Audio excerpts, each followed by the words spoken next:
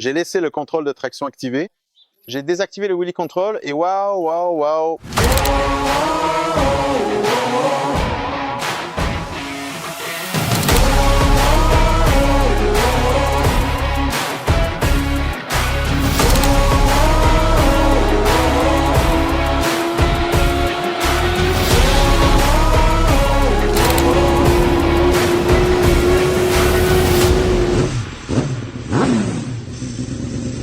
Salut, ici André.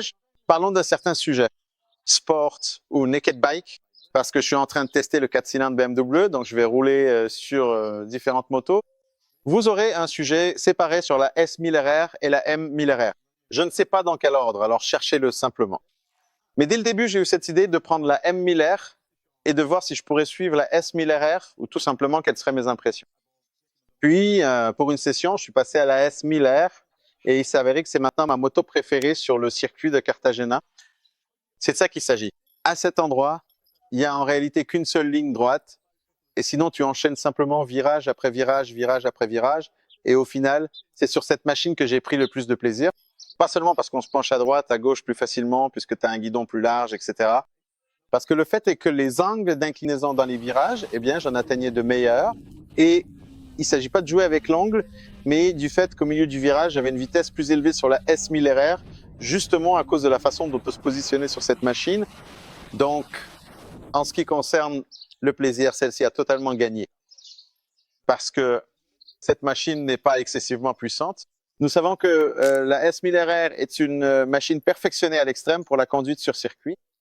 Les courses, à tous ces niveaux amateurs, et même au-delà, c'est un sujet pour une autre vidéo, parce qu'ici, vous savez, il y a Toprak, Rama et d'autres choses du genre. Mais pour un amateur rapide, comme moi, cette machine ici à Carthagène est tout simplement trop puissante. Et c'est la même chose pour la M1000R, qui a le même moteur. Ici, et dans la M1000R Naked, il y a 210 chevaux, un moteur avec le shift cam. C'est tout simplement de la magie en ce qui concerne l'électronique qui te permet de glisser, vous savez, vous réglez le slide control et la moto part littéralement de côté tout le temps. Waouh! Ensuite, vous pouvez écraser le frein à fond car vous avez le cornering ABS Pro déjà en mode circuit, de sorte que même avec des slicks, vous pouvez aller freiner de toutes vos forces en courbe et cet ABS ne laissera pas l'avant décrocher. L'électronique ici te permet de rouler extrêmement vite et de transférer toute cette puissance sur l'asphalte. Mais justement, cette vitesse commence à devenir un problème, car ça va tellement vite que tu commences tout simplement à en avoir peur.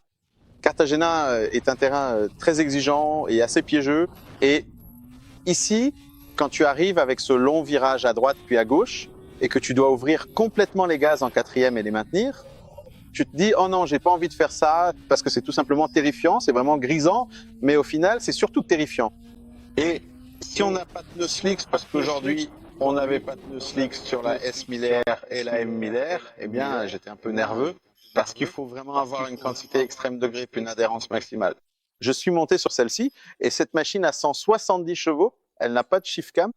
À cause de cette caractéristique intrinsèque, il sera inévitablement moins puissant que ses motos concurrentes en bas régime, mais cela ne veut absolument pas dire que c'est une machine faible ou sous-performante. Elle tire déjà très bien et de manière très efficace à mi-régime, de façon très prévisible et contrôlable, et on n'a pas ce moment désagréable où le shift cam s'enclenche brusquement et fait « Ah !»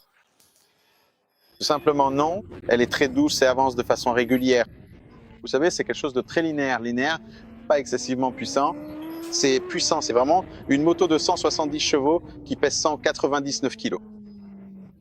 Le seul inconvénient que je peux trouver ici, c'est que sur la S1000R, tu peux pas commander le mode Race Pro. C'est, à dire, cette électronique la plus sophistiquée. Mais honnêtement, je ne sais pas à quel point il faut être rapide pour que l'absence du mode Race Pro te dérange alors que tu as déjà le Dynamic Pro. Parce que le contrôle de traction et l'ABS en Dynamic Pro fonctionnaient tellement bien que j'ai pu sans problème dépasser la M1000R. Je crois même que j'ai aussi dépassé la M1000RR. Et c'était pas quelqu'un qui roulait lentement, donc tu peux déjà tout faire. Et la moto reste vive parce que la suspension est un peu plus souple. C'est comme ça qu'elle fonctionne, il y a parfois des émotions. Je me suis vraiment éclaté avec cette machine. En plus de ça, ce qui est très important, et le sera aussi par exemple en ville, lors d'une utilisation normale, en roulant en montagne, etc., c'est que cette machine a des rapports de vitesse normaux. C'est à dire qu'ils sont plus courts que sur la M1000R et la S1000R, parce que ces motos-là ont des rapports tellement longs qu'elles sont tout simplement si rapides, mais vraiment si rapides, que ça te fait littéralement exploser le cerveau. et sur ce circuit de Carthagène, tu roules en deuxième, troisième, et sur la ligne droite, tu passes la cinquième. Et c'est tout. Et vous pouvez le mélanger. SL, de haut en bas. Sympa, ça sort tout simplement de ses coins avec brio. Belle sensation. Le fait qu'il ait des freins, tu viens de me dire quelque chose, il a des Brembo. Et regardez, il y a effectivement des étriers Brembo qui montrent déjà leur âge.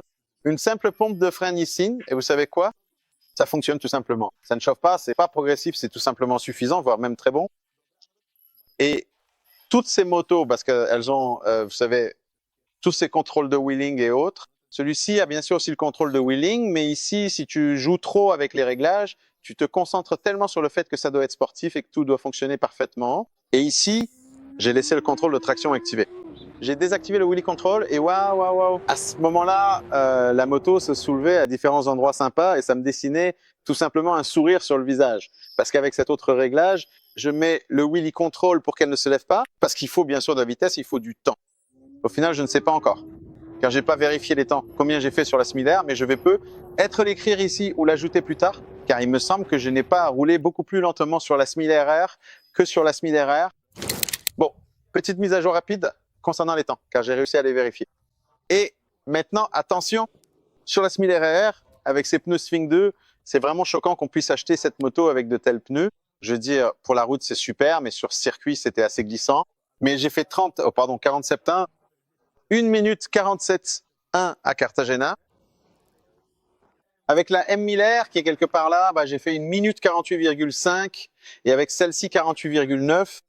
Et maintenant, attention, les temps ne nous disent rien. Enfin, ils nous disent juste que celle-là est plus rapide que l'autre. Et pourquoi la Miller était-elle tellement plus rapide que la M Miller alors qu'elles sont toutes les deux équipées de R11? C'est parce que ces motos sont tout simplement conçues de telle manière, avec une telle position, qu'il est plus facile pour nous d'être plus inclinés au milieu du virage et tout simplement d'avoir plus de vitesse à cet endroit-là. Voilà, c'est une conception de course tout simplement, mais cela ne change pas le fait que pour l'instant, la moto qui m'a procuré le plus de satisfaction aujourd'hui, c'est la Miller.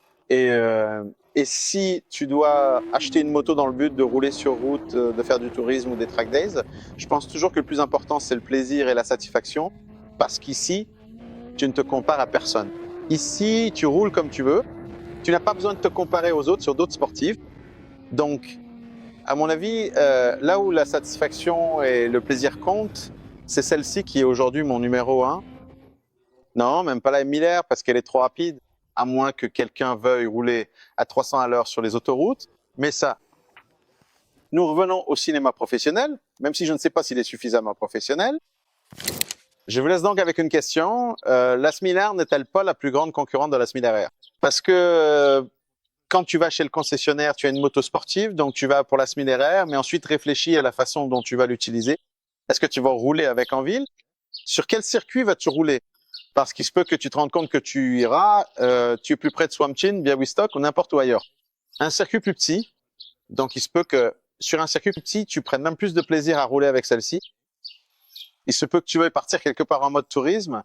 Donc, dans ce cas, ce large guidon n'est pas une mauvaise idée et tu peux aussi installer une bulle. Eh bien, tu as déjà la bulle et peut être que tu aimes rouler dans cette position car il y en a qui préfèrent ça. Et tu peux aussi sûrement fixer quelques valises.